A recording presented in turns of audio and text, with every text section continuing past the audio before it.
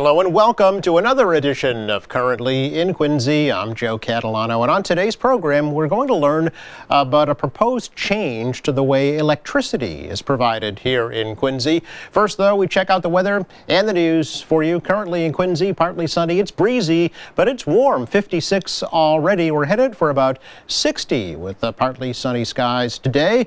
It'll be a chilly night tonight, but not nearly as cold as it has been. Lows tonight into the mid-40s, and not a bad weekend. I think Saturday's the better of the two, with partly sunny skies. Highs again in the upper 50s, maybe 60 degrees. Chilly on Saturday night. That sets the stage for colder weather on Sunday with a lot of clouds around, only in the low 40s. Looks like some more rain arrives by Monday, but it'll warm up again with highs Monday into the mid 50s. Again, partly sunny, 56 in Quincy right now.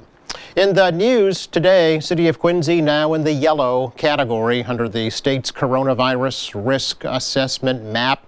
As of yesterday, Quincy flipped from green to yellow when the 1 and the 2 week daily new case averages increased to over 15 and over 13 respectively, and the positivity rate went up to just over 2%.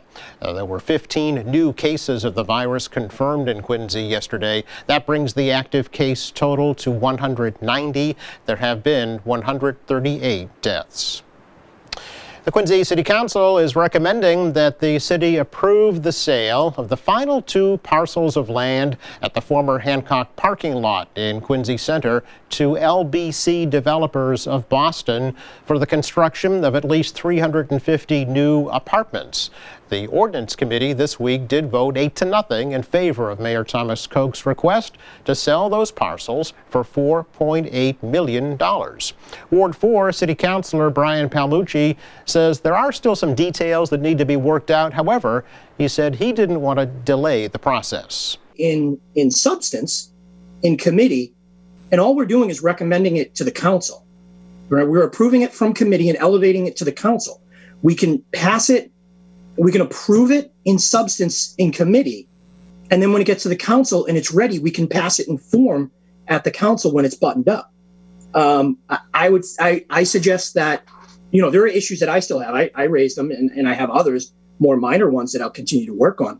I still have issues with this, and I'm not ready to vote on its implementation at the council level. If we were to approve this in committee tonight and it was brought out at the council meeting, in an hour, I wouldn't vote on it because I don't think it's ready. However, I do think that approving it in committee, when our attorney says that, it's just some final buttoning up that needs to be done, and it is a very well drafted LDA, I think that approving it in committee gives it the urgency it deserves by sending it up to the council, and then there's more flexibility in terms of getting it addressed at the council. So that's why I second the motion. I think that the outstanding issues are relatively minor and can be addressed between approval from the ordinance committee and before passage by the city council. So. Now, LBC is the same developer that built the nearby Nova Residences apartment complex. The mayor says there are still several more approvals that are required before that project can move forward. Father Bill's homeless shelter in Quincy has taken another step forward in their goal of creating a new housing resource center. The Zoning Board of Appeals this week did grant approval to the special permits that are needed to create that new center right across from where Father Bill's is now on Broad Street. The Reverend Alyssa Olson from the Good Shepherd Lutheran Church in North Quincy spoke on behalf of the city's faith community in support of that plan. Not only working with my congregation, but with many other faith leaders and faith communities in the city who deeply trust the work of Father Bill's and Mainspring to help us live out this call. And we trust their work, not just because of the short-term solutions that they offer, but also because of this plan, because they're seeking to transform the way we look at homelessness, which takes into account the dignity and worth of those we're called to live alongside with. And that's really important, not only to me, but my congregation and my colleagues. So not only do I support this proposal tonight, but I'm excited for this housing resource center and hope you'll join me in that support to love our neighbors in Quincy. Father Bills will lease the building from the city of Quincy for $1 per year for 99 years. Father Bills is being forced to move from their current shelter as the city prepares to create a new public safety complex. Father Bills says it will launch a major fundraising effort for $20 million to create their new center. Quincy Police Department once again this year did its part to help out support research into breast cancer. The department raised $3,600 to support Marissa's mission. A check was presented to Lauren Federico from that organization recently. Quincy Police raised the funds through their Pink Patch project in October. Officers Scott Kelly, Greg Hartnett, Stephen Cleary, and Christina Hebb, along with dispatcher Laurie Brancaccio, made the check presentation earlier this week. Marissa's mission was founded after the death of Marissa Federico from breast cancer in the year 2016 at the age of 38. Coming up, we'll learn more about some proposed changes to the way electricity is purchased here in Quincy. That's next.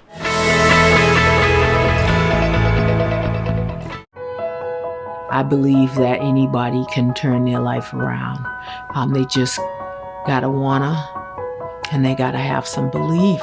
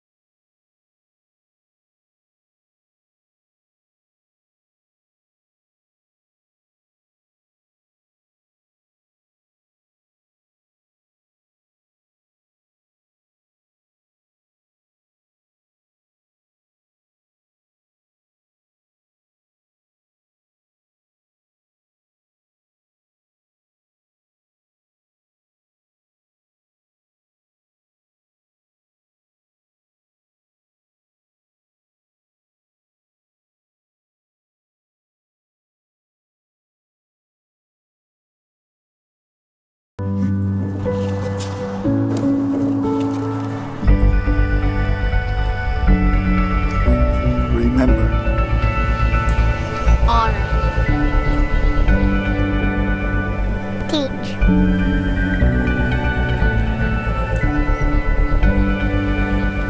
Join us on Saturday, December 19th for National Wreaths Across America Day. To find a location in your community, go to wreathsacrossamerica.org. On the program today, we're going to learn a little bit more about a proposal to kind of change the way electricity is supplied here in the city of Quincy. It's called municipal aggregation, if you will, or Quincy Community Electric. And here to do that, we want to welcome to the program the city's Director of Energy and Sustainability, Shelley Dean, and also John O'Rourke is here from Good Energy, which has been helping the city for over a year and a half now to figure out this plan. So Shelley and John, welcome to you both. Thank you. Thank you, Joe. Pleasure to be here. Great to have you both. And as I mentioned, this was a proposal, I think, John, that came actually back in April of 2018. So it's been a little while in the making. But if you could talk to us a little bit about, I guess, first of all, about Good Energy and what that does. Certainly, Joe. Thank you. And thank you for having us this morning. Good Energy is a national firm. We are active in every state that has a municipal aggregation law. We are the leaders in this product in the nation and in Massachusetts. What we do basically is we help residents and businesses in municipalities combine or aggregate their electricity loads to go out to competitive bidders to make sure that we, in most cases, get rates for them, electricity rates, that are lower than the local utility. I have to say that it's Savings are not guaranteed, but our track record in Massachusetts is outstanding in that regard. Okay, so you're not a supplier of electricity, you're a consulting group, is that right? We're totally consultants. We have no affiliation with any particular suppliers. We're not owned by our supplier. We don't own any suppliers. We're strictly consultants that help municipalities go through this process. And essentially, you know, Massachusetts was the first state in the United States to establish an aggregation law. And all successful laws throughout the country are based on the Massachusetts law. So it's a really good model. Oh, did not know that. About how many communities in the state are already doing it? Right now, there are about 150 municipalities that have approved aggregation plans. That's out of about 304 that are eligible to do that. The other 47 are already municipal light plants or light departments that are already considered aggregated. So it's basically about half the population of the Commonwealth in some form of electricity aggregation at this point. Okay, yeah, here on the South Shore, of course, there's a Braintree Hall. I think Attleboro has their own municipal light, Norwood as well, just to give folks an example of what that is. Yes. Mm-hmm. Sure. Shelley, as the Director of Energy and Sustainability, I'm sure it was very exciting for you, first of all, when it became state law, and second of all, when the City Council approved it. Absolutely. I really view this as a great opportunity for Quincy residents and small businesses to take more control over their electricity and to also to promote sustainable electricity supply, which is something that I personally feel near and dear to my heart, and I know many others do as well. Sure. Yeah, I know you were a big part of the Quincy Solar initiative not too long ago. How's that working out?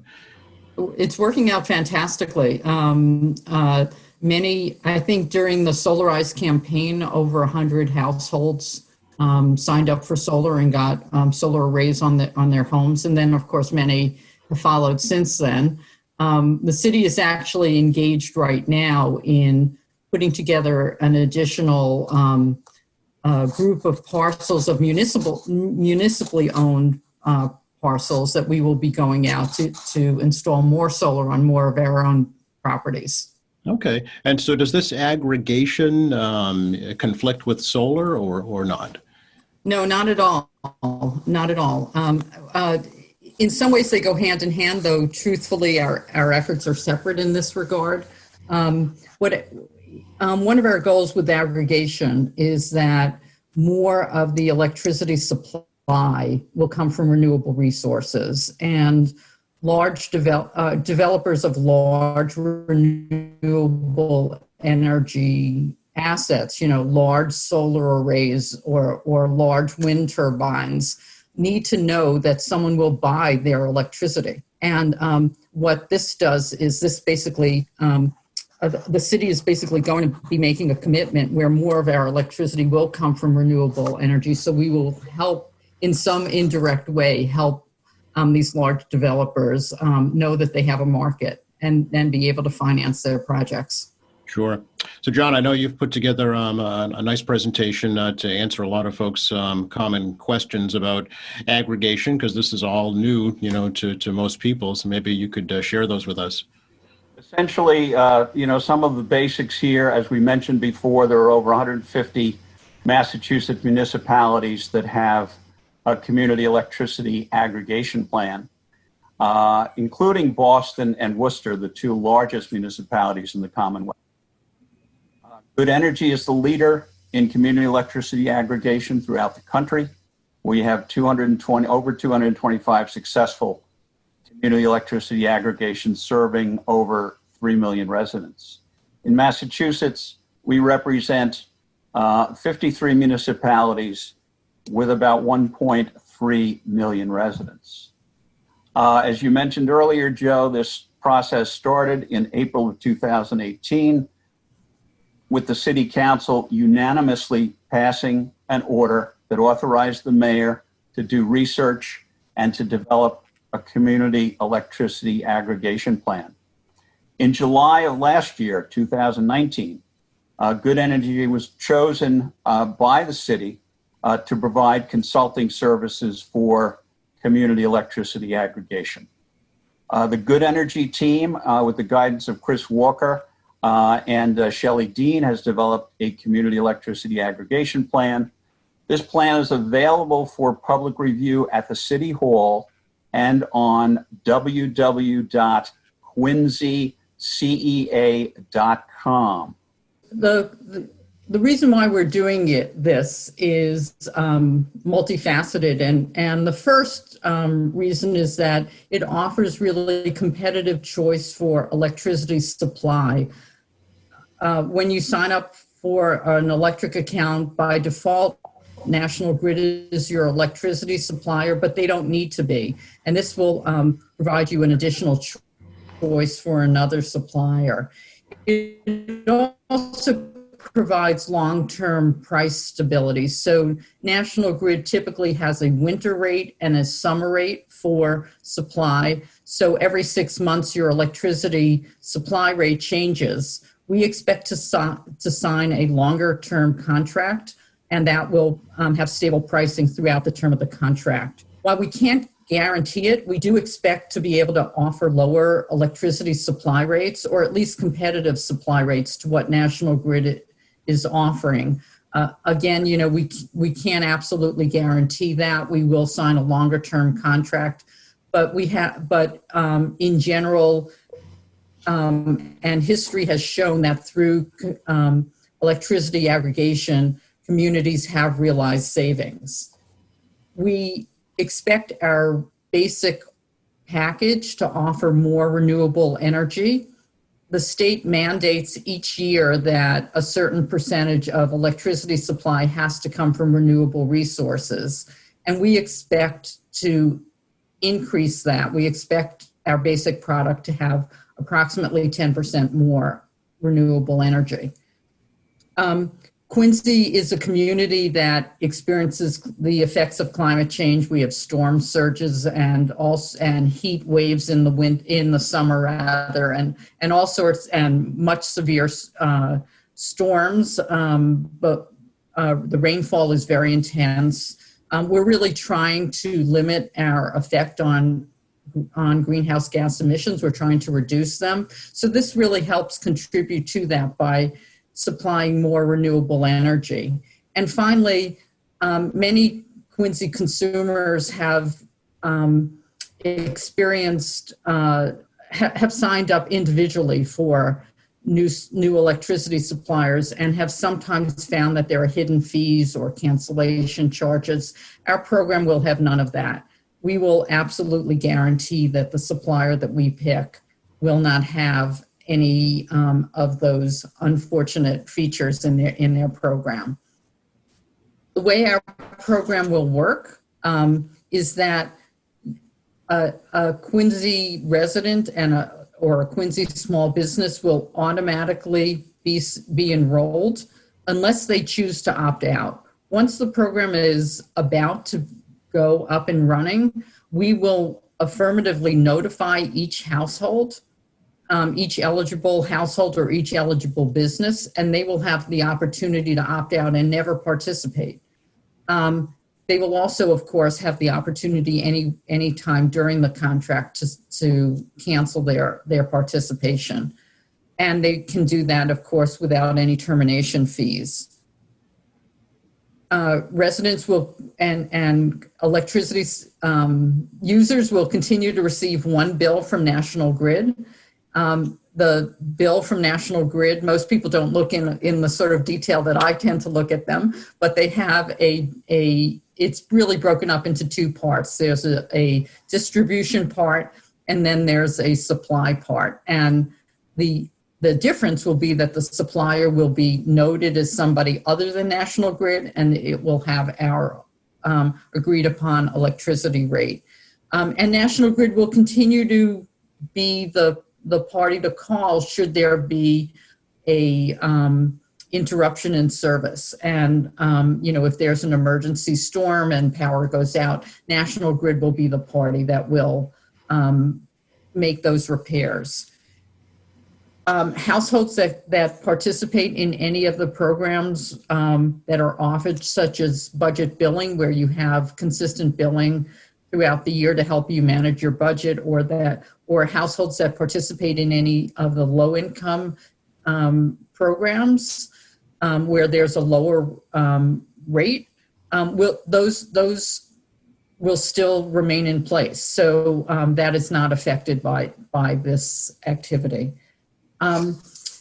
What our program will do is, as I mentioned, there will be a default, and the basic product, which we call local green, requires that 10% more of the electricity that is supplied to Quincy comes from renewable resources. Each year, the state sets a mandate for how much electricity has to come from renewable resources.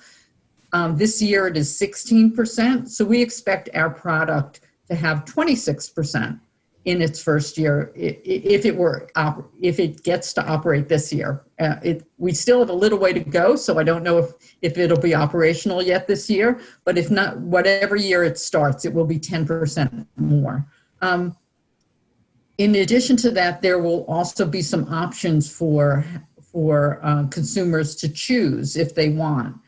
We're hoping that some consumers will choose to opt up, but we also will give consumers the opportunity to opt down, which means that they can participate in our program, but they will not have the higher amount of renewable energy than is mandated. So again, when the state is mandating 16%, they'll get 16%, while others will have gotten 26% energy supplied by renewable resources.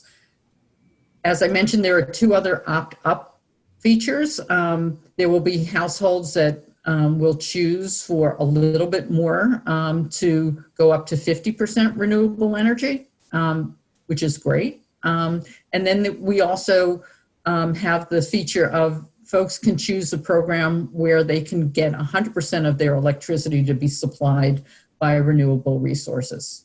One thing that I'd like to mention about the 100% program before we go on is that that slice of renewable energy for those people, because we get our renewable energy certificates from Green Energy Consumers Alliance, which is a nonprofit 501c3, that is tax deductible for that extra amount they pay for the renewable energy.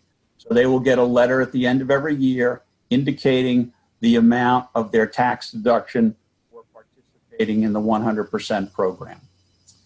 Now, next steps here, the City Council just announced at its meeting on November 9th that the public review period will run from November the 9th through December the 7th for residents and businesses to review the Quincy Community Electricity Plan and submit written comments.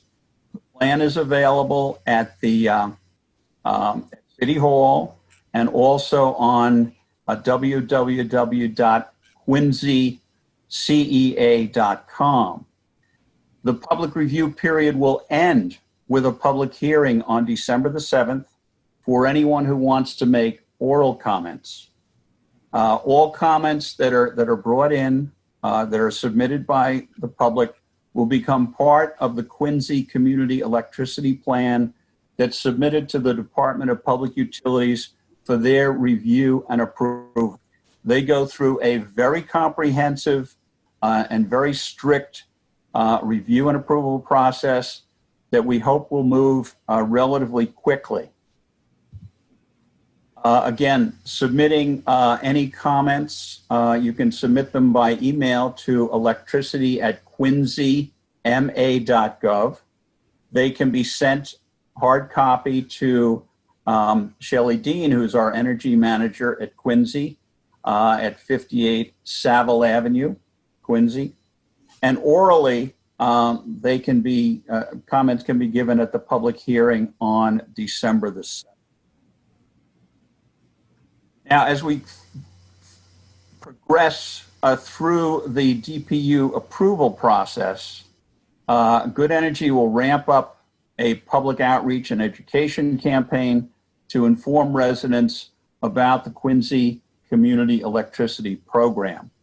There will be newspaper press releases and interviews, obviously local community TV access interviews like the one occurring today, and other programming. We'll have presentations at municipal and community meetings. We will certainly have attendance at senior centers because the seniors are the most vulnerable ones to any of these unscrupulous marketers that call them and switch them over to a more expensive program. We're very concerned that the seniors know about our program and know that we're, sponsored by the city and they're protected. There's consumer protections with this program. And certainly we will do whatever other public events that the city wants us to attend. We will also have multilingual informational materials available throughout the city. We're going to have a dedicated informational website that will link from the city website. So we will try to reach out in as many channels as possible to make sure this word gets out to the residents and businesses of Quincy. We have some of the most frequently asked questions that come up in all of our programs, and I just want to go through a couple of these quickly. First one, what is aggregation? Certainly, all it is the formation of a buying group with the residents and businesses of a municipality to go out to get advantageous pricing in terms for electricity supply.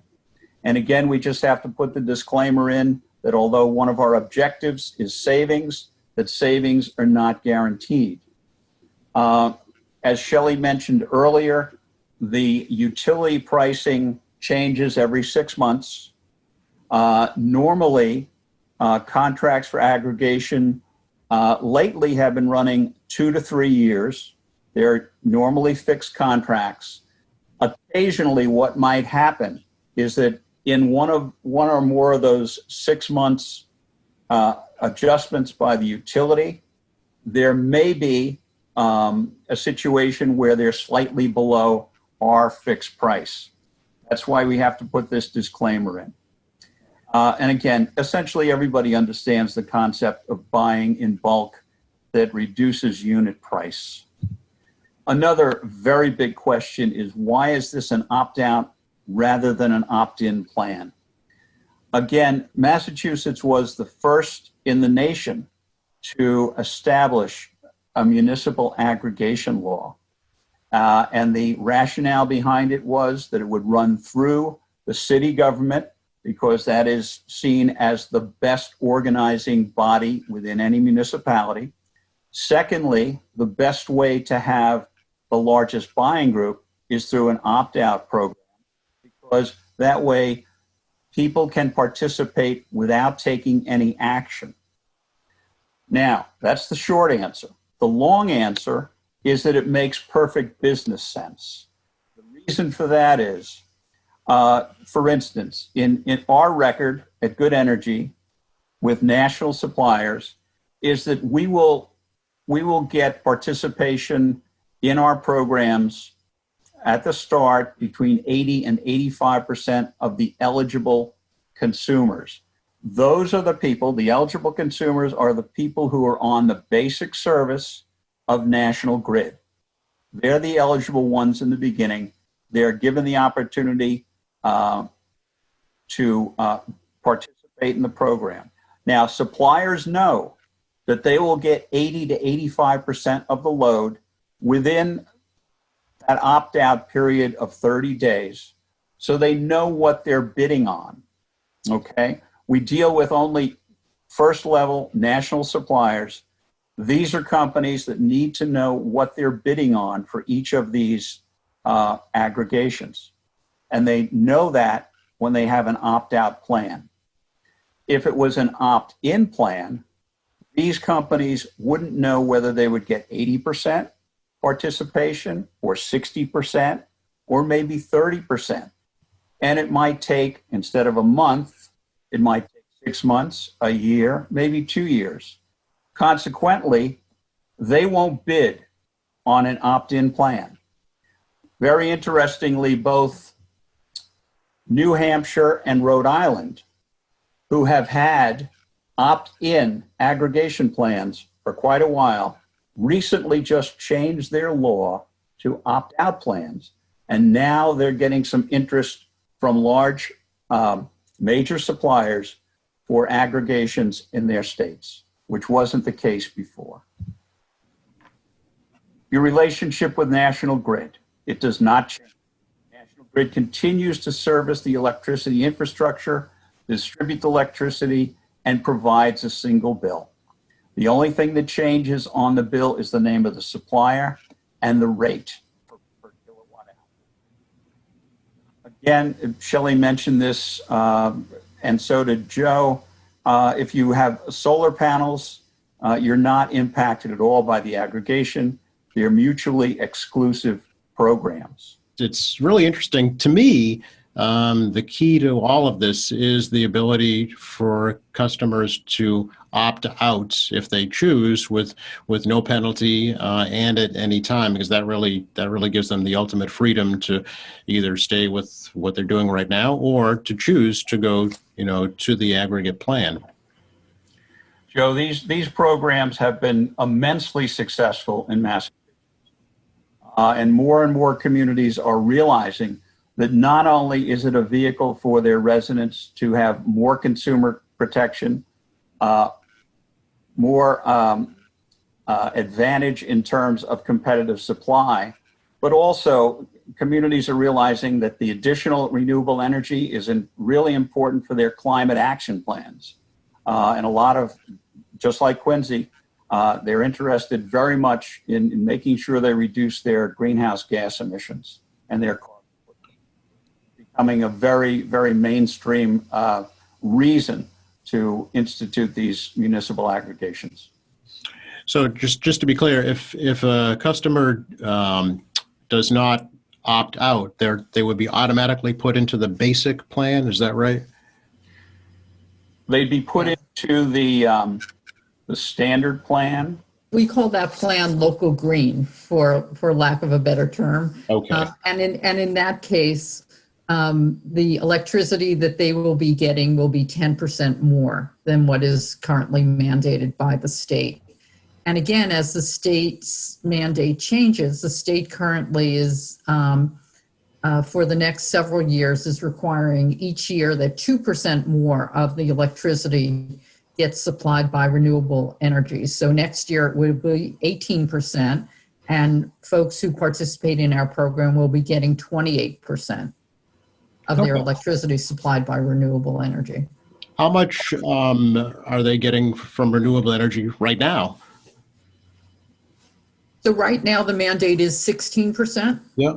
And and it's over the course of the year. So I believe it's twice a year you get a notice from National Grid. You get a bill stuffer that most people immediately recycle.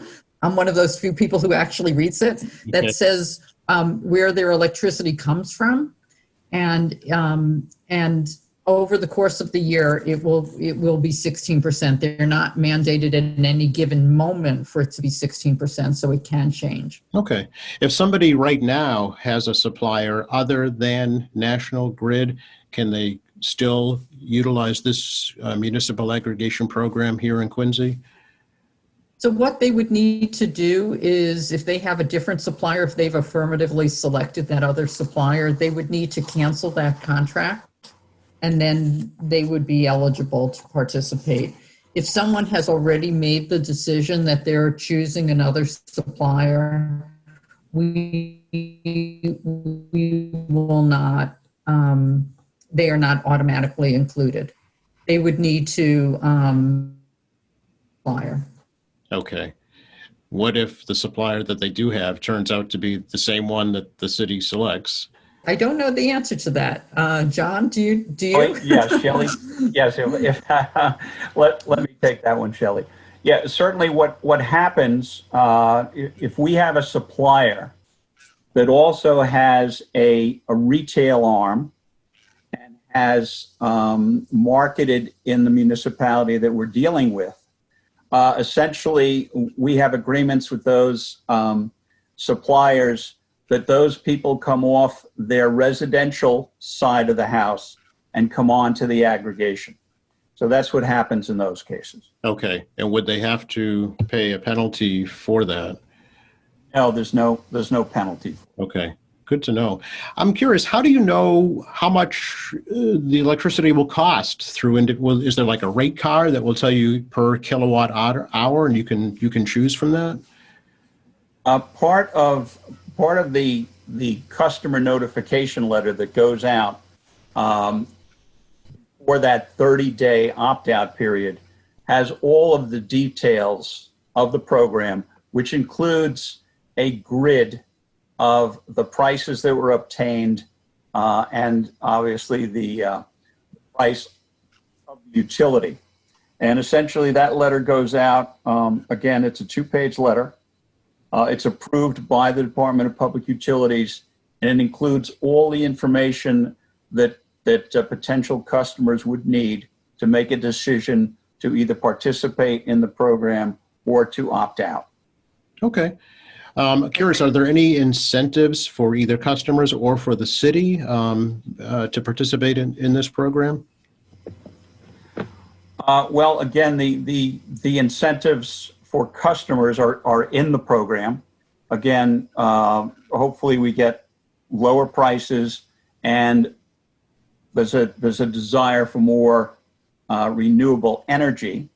The city does not get any financial return on this, but certainly they get the return that their citizens are prospering better. Again, hopefully with the competitive bid that we get, and we're certainly doing something very good for the environment by getting more green energy into the mix. Sure, yeah. As Shelley mentioned, we're seeing the effects of climate change firsthand right here along the coast. So certainly it's in the forefront of everyone's mind for sure.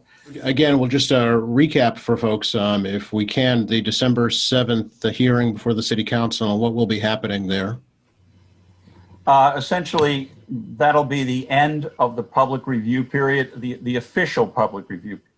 Of course, at any time, residents can make comments on the documents, but the ones that we get during that plan, during that public review period, will be included with the documentation that goes to the Department of Public Utilities, and essentially that gives the department an idea of how the public was involved in the process and how, what comments they have.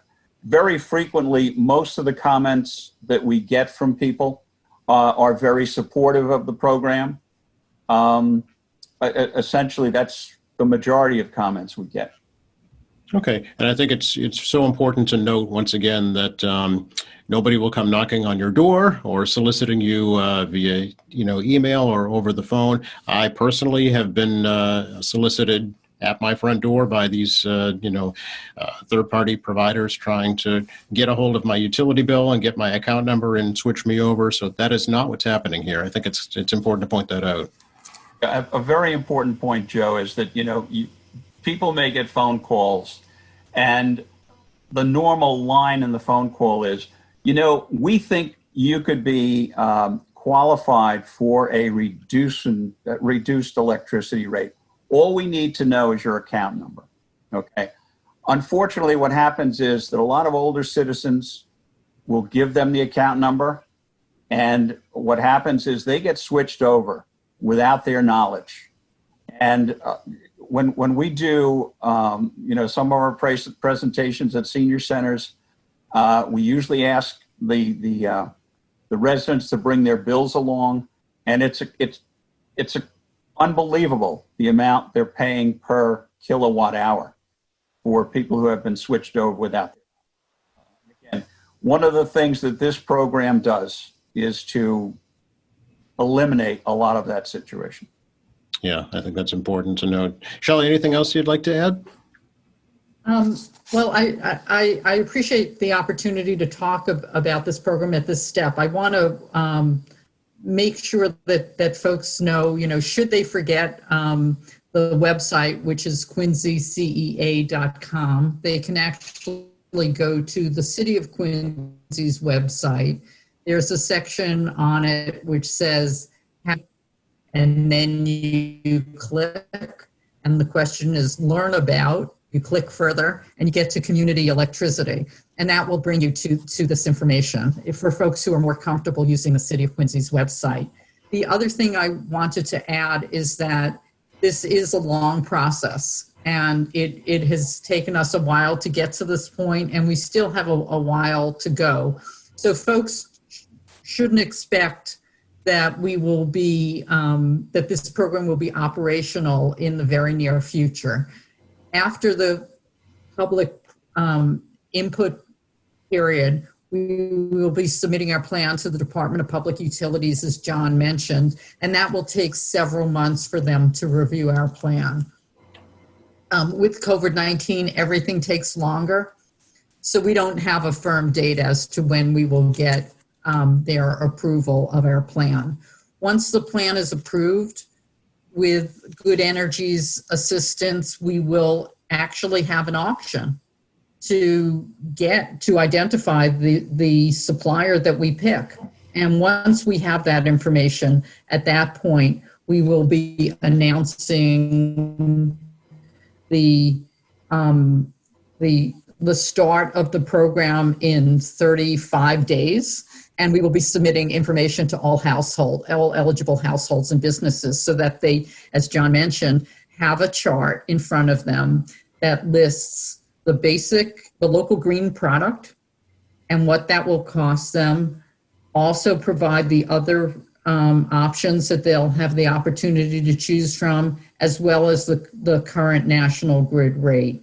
And folks will receive postcards at that point that they'll be able to check off that say, not interested, if in fact they are not interested. So we have a while to go, but this is a really important step for us to be able to proceed. And we're hoping in the near future to be able to have this program up and running.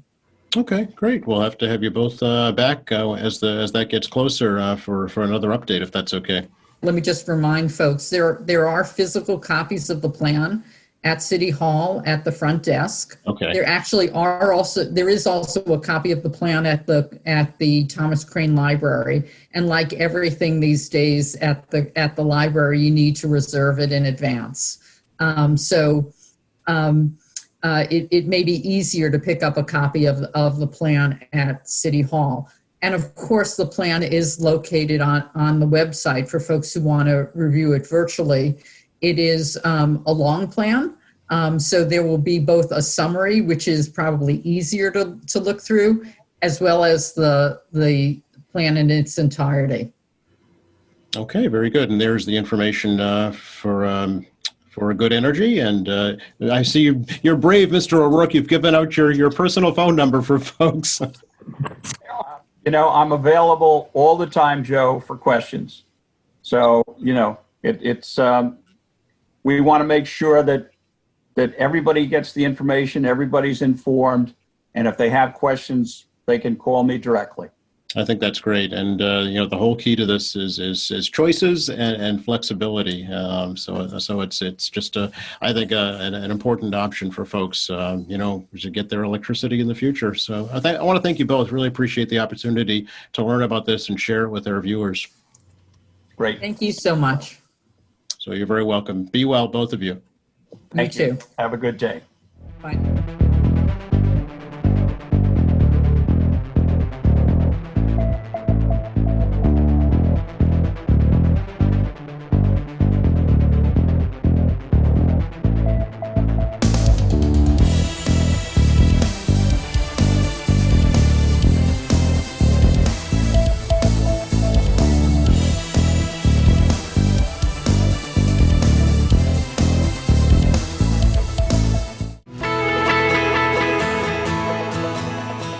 Checking the forecast for you once again for the rest of the day. Partly sunny, breezy, and balmy. Highs around 60 degrees this afternoon. Temperatures drop off into the mid-40s this evening. That sets the stage for a pretty nice Saturday. Partly sunny, not as windy tomorrow. Highs again upper 50s, maybe 60 degrees. Look for more clouds around here on Sunday. It'll be cooler too, with highs only in the lower 40s. And some rain arrives here on Monday, warming up again though in the mid-50s. Thanks again to Shelley Dean and John O'Rourke for joining us today. Thank you to our crew and thank you for watching. On Monday, we'll learn about how the pandemic is impacting the city's homeless population this Thanksgiving from Father Bill's and Mainspring. And a reminder, please participate in the Quincy COVID Memories Project. Share your life experiences here in Quincy during the pandemic by going to quincyculturalmemory.com or sending your stories, your photos, your videos to the Thomas Crane Library, 40 Washington Street, Quincy, 02169. And please visit our website anytime, qatv.org. You'll find all of our latest programs, news and information, podcasts, live streaming, video on demand, and much more. For all of us here at Quincy Access Television, I'm Joe Catalano. Please stay safe.